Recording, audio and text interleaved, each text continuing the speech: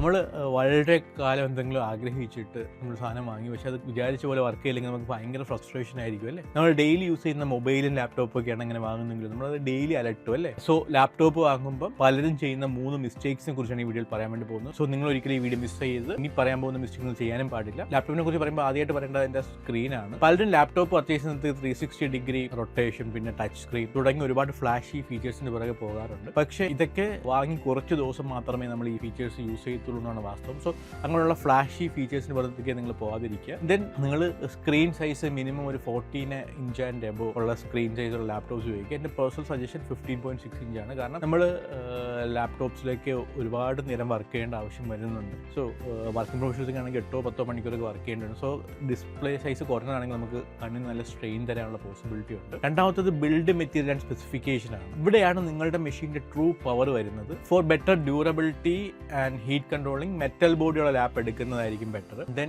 8GB റാമെങ്കിലുള്ള laptop select ചെയ്യുക. കാരണം റാം മൾട്ടി ടാസ്കിങ് അല്ലെങ്കിൽ മൾട്ടിപ്പിൾ ആപ്ലിക്കേഷൻ റൺ ചെയ്യുന്നത് വളരെ ക്രൂഷ്യൽ ആയിട്ടുള്ളതാണ്. ദെൻ പ്രോസസ്സറിൻ്റെ കാര്യം എടുക്കുകയാണെന്നുണ്ടെങ്കിൽ എൻ്റെ പേഴ്സണൽ സജഷൻ ഒരു i5 പ്രോസസ്സർ തന്നെ തിരഞ്ഞെടുക്കുക എന്നുള്ളതാണ്. അതിലിപ്പോൾ ഏത് ജനറേഷൻ ആയിരുന്നാലും കറൻ്റ് കുഴപ്പമില്ല. അതിൽ കുറഞ്ഞ എന്തെങ്കിലും ആണെങ്കിൽ പെർഫോമൻസിന് നല്ല രീതിയിൽ ബാധിക്കും. ദെൻ സ്പീഡ് ആൻഡ് എഫിഷ്യൻസി ഉണ്ടെങ്കിൽ SSD ആണ് ഹാർഡ് ഡിസ്കിനെക്കാട്ടി ബെറ്റർ. ഒരു 256GB ഒക്കെ ഉള്ള SSD ആണെന്നെങ്കിൽ ബെറ്റർ ആയിരിക്കും. അല്ലാതെ അതെല്ലാം നിങ്ങൾ ഹാർഡ് ഡിസ്ക് ആണെന്ന് നോക്കുന്നുണ്ടെങ്കിൽ മിനിമം 500GB ഉണ്ടായിരിക്കേണ്ടതാണ്. പലരും പറയാറുണ്ട് i5 പ്രോസസ്സർ എടുത്തിട്ട് പെർഫോമൻസ് ഇല്ല എന്നുള്ളത്. സോ അതിൻ്റെ അകത്ത് നിങ്ങൾ മനസ്സിലാക്കുന്നത് പ്രോസസ്സർ മാത്രമല്ല പ്രോസസ്സിൻ്റെ ടൈപ്പിൽ നിങ്ങൾ കോൺസെൻട്രേറ്റ് ചെയ്യണം എന്നുള്ളതാണ്. നിങ്ങൾ ബ്രൗസിംഗ് മൈക്രോസോഫ്റ്റ് ഓഫീസൊക്കെ ആയിട്ട് യൂസ് ചെയ്യാൻ ആഗ്രഹിക്കുന്നുണ്ടെങ്കിൽ യു എന്ന് പറയുന്ന ഇന്ത്യ ചെയ്യുന്ന പ്രോസസ്സേഴ്സ് വാങ്ങിയാൽ മതിയാം. അത് അണ്ടർ ടാസ്ക് എന്നാണ് ഉദ്ദേശിക്കുന്നത്. അതുപോലെ നിങ്ങൾ കോഡിംഗ് ഒക്കെ റിലേറ്റഡ് ആയിട്ടുള്ള കാര്യങ്ങളാണെന്നുണ്ടെങ്കിൽ യിൽ എൻഡ് ചെയ്യുന്ന പ്രോസസ്സേഴ്സ് വാങ്ങുക. അതെല്ലാം നിങ്ങൾ ഹൈ പെർഫോമൻസ് ഉദ്ദേശിക്കുന്ന, അതായത് വീഡിയോ എഡിറ്റിംഗ്, ഗെയിമിംഗ് അങ്ങനെയൊക്കെയാണെന്നുണ്ടെങ്കിൽ എച്ചിൽ എൻഡ് ചെയ്യുന്ന പ്രോസസ്സർ ടൈപ്പ് സെലക്ട് ചെയ്യുക എന്നുള്ളതാണ്. അതല്ല video editing, gaming, AI related applications ഒക്കെ, പിന്നെ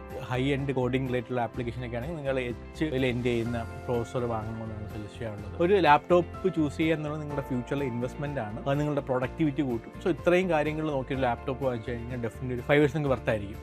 താങ്ക് യു.